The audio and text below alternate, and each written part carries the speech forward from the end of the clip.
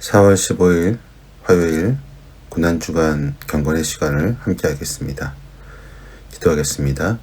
만물을 창조하시고 그 위에 으뜸이 되신 하나님, 보이지 않는 하나님을 온전히 드러내는 예수 그리스도를 오늘도 찬양합니다.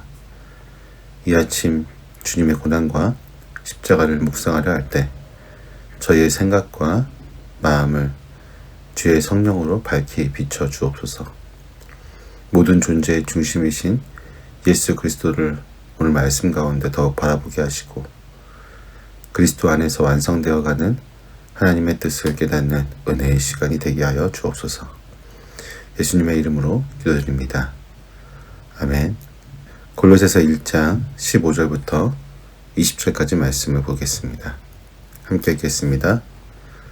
그 아들은 보이지 않는 하나님의 형상이시오 모든 피조물보다 먼저 나신 분이십니다. 만물이 그분 안에서 창조되었습니다. 하늘에 있는 것들과 땅에 있는 것들, 보이는 것들과 보이지 않는 것들, 왕권이나 주권이나 권력이나 권세나 할 것 없이 모든 것이 그분으로 말미암아 창조되었고 그분을 위하여 창조되었습니다. 그분은 만물보다 먼저 계시고 만물은 그분 안에서 존속합니다. 그분은 교회라는 몸의 머리이십니다. 그는 근원이시며 죽은 사람들 가운데서 제일 먼저 살아나신 분이십니다. 이는 그분이 만물 가운데서 으뜸이 되시기 위함입니다. 하나님께서는 그분의 안에 모든 충만함을 머무르게 하시기를 기뻐하시고 그분의 십자가의 피로 평화를 이루셔서 그분으로 말미암아 만물을 곧 땅에 있는 것들이나 하늘에 있는 것들이나 다 자기와 기꺼이 화해시키셨습니다. 아멘. 고난주일에 예수님은 그날 예루살렘 성전에서 온종일 지내셨습니다. 그날은 유난히 많은 질문들이 오갔던 날입니다. 바리새인과 사두개인, 서기관들이 헤롯 당원들이 돌아가며 예수님께 다가왔고 하나같이 그분의 말에 흠을 찾으려고 했습니다. 그들은 율법에 관해, 부활에 관해, 황제에게 세금을 바치는 문제에 관해서 물었습니다. 예수님은 그 모든 질문을 지혜롭게 대답하셨고 사람들은 그분의 말씀에 놀라게 되었습니다. 말을 걸었던 자들은 더 이상 물을 수 없었고 오히려 침묵하게 되었습니다. 예수님은 이어서 율법의 본질에 대해서 말씀하시고 외식을 일삼는 종교 지도자들을 향해 화 있을진저라고 말씀하셨습니다. 그리고는 예루살렘을 바라보면서 탄식하셨습니다.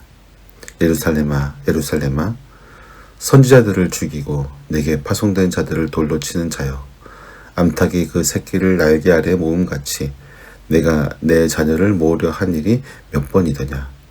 그러나 너희가 원하지 아니하였도다. 그분은 성전을 떠나 감난산으로 오르셨고 제자들과 함께 종말에 대해 말씀하셨습니다. 이날 예루살렘에서 일어난 일들, 즉 권위에 대한 도전, 말씀에 대한 반응, 그리고 그 뒤를 따르는 침묵과 탄식 속에서 복음서의 기자들은 한 가지 사실을 전하고 있습니다. 바로 예수님은 누구이신가에 대한 질문입니다. 그리고 이 질문에 대하여 사도 바울은 골로새 교회에 보낸 편지 속에서 이 예수께서 누구이신지를 단순하고도 명쾌하게 또한 분명하게 선포합니다. 오늘 그 말씀을 보도록 하겠습니다. 사도 바울은 골로새서의 첫 장에서 예수 그리스도를 높이며 그분 안에 구원의 은혜와 더불어 창조의 권위, 만물의 질서가 함께 담겨 있다고 말합니다. 그리스도를 바라볼 때 우리는 우리 자신만이 아니라 이 세계 전체가 그분의 손 안에 있음을 보게 됩니다.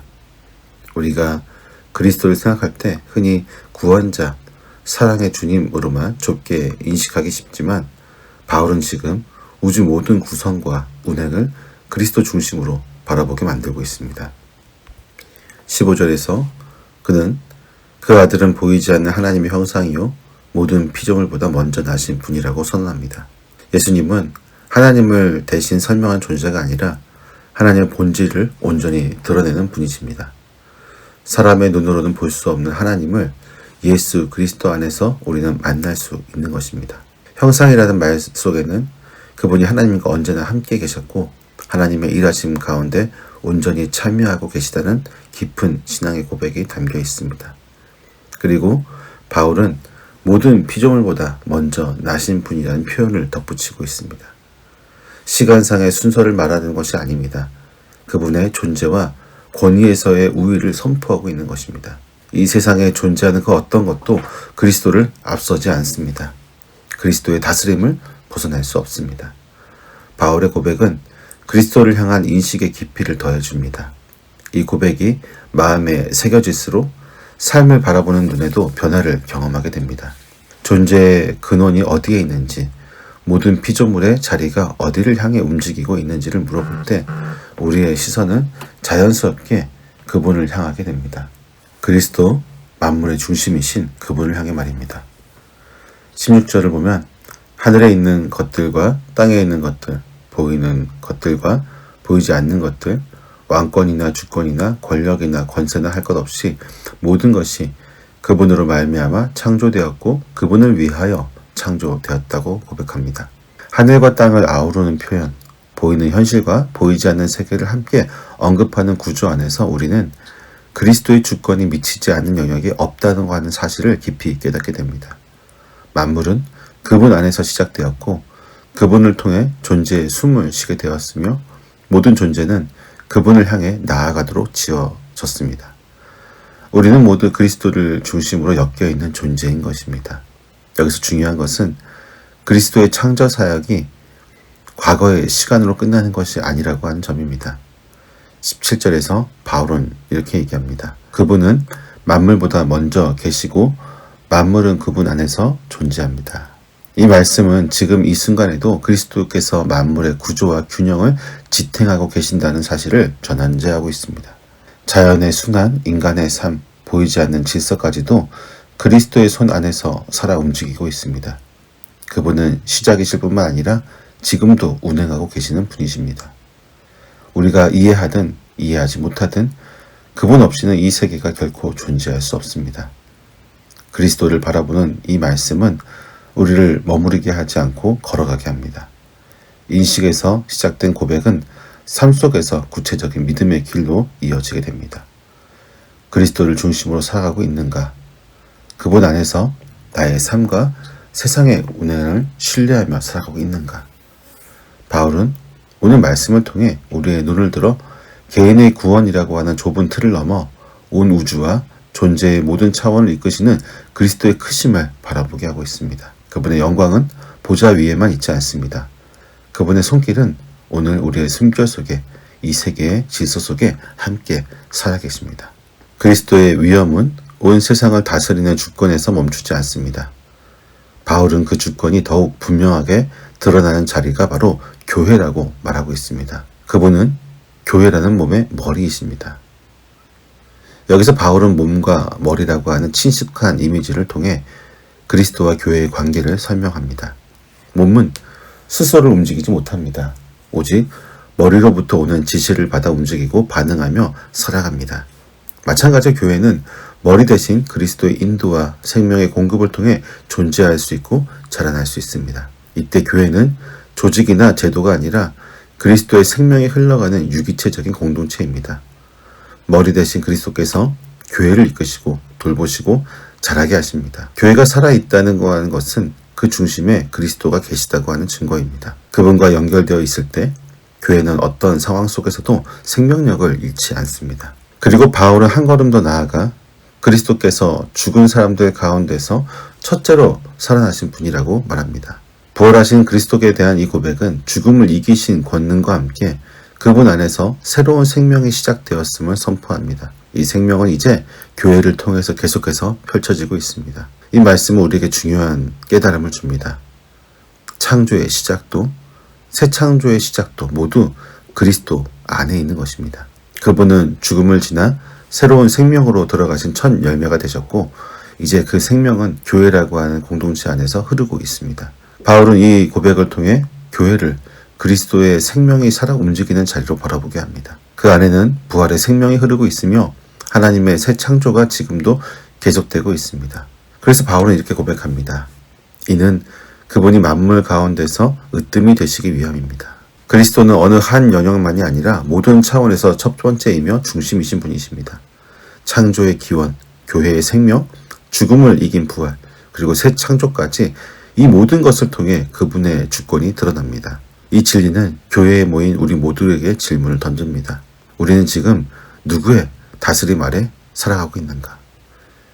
교회라는 이름 안에 모였지만 그 중심에 정말 그리스도께서 역사하고 계시는가? 우리 교회는 그리스도의 생명과 연결되어 있는가? 교회가 그리스도의 몸이라면 머리 대신 그분의 생명에 귀 기울이고 그분의 인도에 순종하며 그분의 부활 생명을 드러내야 됩니다. 그리스도께서 으뜸되시는 자리, 그분의 다스림이 실현되는 자리가 바로 교회이며 그 교회는 오늘 고난과 부활을 묵상하는 이 시간에도 그리스도를 머리로 삼는 삶을 다시 고백하고 따라가게 합니다. 바울은 그리스도 안에 담긴 하나님의 비밀을 풀어내듯이 말을 이어갑니다. 19절을 보면 하나님께서는 그분의 안에 모든 충만함을 머무르게 하시기를 기뻐하시고 라고 말합니다. 여기서 충만함이라고 한 단어는 하나님의 존재 자체가 그리스도 안에서 온전히 거하고 있다는 의미를 가지고 있습니다. 바울은 어떤 개념이나 능력을 말하는 것이 아닙니다. 하나님 자신께서 그리스도 안에 충만히 계시며 그 안에서 일하시고 그 안에서 자신을 나타내셨다고 하는 것입니다. 성육신의 신비, 성령의 임재, 하나님의 다스리심이 모두 그리스도 안에서 하나로 모이고 있습니다. 그분은 하나님의 형상일 뿐만 아니라 하나님께 친히 거하시는 처소이시며 충만한 생명의 중심이 되십니다. 그리고 이 충만하신 그리스도께서 하신 일이 무엇입니까? 바로 바울은 이렇게 얘기합니다. 그분의 십자가의 피로 평화를 이루셔서 그분으로 말미암아 만물을 곧 땅에 있는 것들이나 하늘에 있는 것들이나 다 자기와 기꺼이 화해시키셨습니다. 바울은 그리스도의 십자가가 인간의 죄만을 위한 희생이 아니라 하늘과 땅의 모든 존재들, 즉 보이는 피조물뿐 아니라 보이지 않는 세계까지 하나님과 다시 연결되게 하는 화해의 길이었다고 선포합니다. 그리스도의 피는 한 개인이나 한 공동체를 넘어서 온 우주를 향한 하나님의 평화 선언인 것입니다. 그리스도께서 이루신 평화는 인간의 마음에 다가오는 위로로부터 시작해 피조세계 전체에 퍼져나가는 회복의 역사로 이어집니다. 이 평화 안에서는 하나님과 인간, 인간과 세계, 보이지 않는 영적 질서까지 하나님의 뜻 안으로 다시 연결되고 정돈되어집니다. 그리스도의 십자가는 고통의 상징으로 멈추지 않습니다. 그 고통은 하나님의 충만하심이 흘러나온 자리였고 거기서 새로운 평화가 시작된 자리입니다. 바울은 이 말씀을 통해 그리스도의 십자가가 시간과 공간, 육체와 영, 현재와 미래, 인간과 세계의 모든 경계를 가로지르는 평화의 근원임을 선포하고 있습니다. 이 평화는 이미 시작되었고 지금도 이루어지고 있으며 장차 완전한 회복으로 드러나게 될 것입니다. 고난 주간을 지나며 우리는 십자가의 고통을 기억하고 그 길을 걸으신 그리스도를 깊이 묵상합니다. 그러나 오늘 본문의 말씀을 통해 우리는 그 고난의 이면에 계신 만물의 으뜸이신 그리스도를 보게 됩니다. 그분은 보이지 않는 하나님의 형상이시며 만물의 질서와 존재가 그분 안에서 시작되었고 지금 이 순간도 그 손 안에서 살아가고 계십니다. 교회의 머리이신 그리스도는 죽음과 부활을 통해 새로운 생명을 여셨고 지금도 그 생명을 따라 교회를 이끌고 계십니다. 그리고 그분의 십자가는 온 우주를 향해 하나님의 평화를 선언하고 있습니다.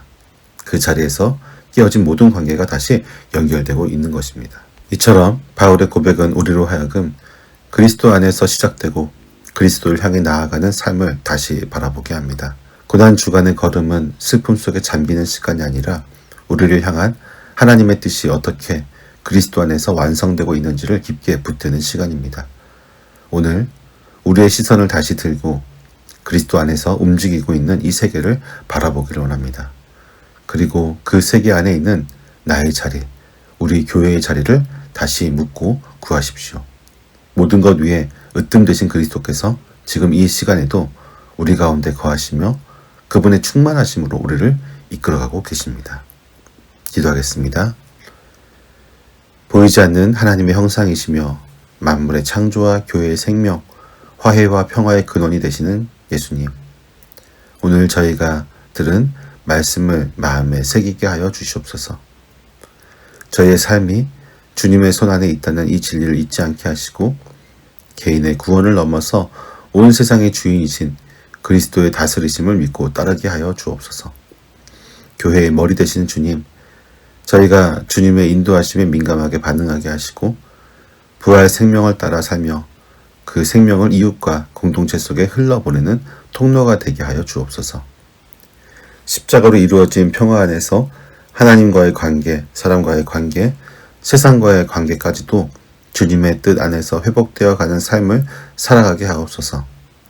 오늘 하루 그리스도 안에서 시작되고 그리스도를 향해 나아가는 존재로 살아가게 하시며 모든 삶의 자리에서 주님의 충만하심을 드러내는 증인으로 세워 주시옵소서. 예수님의 이름으로 기도드립니다. 아멘.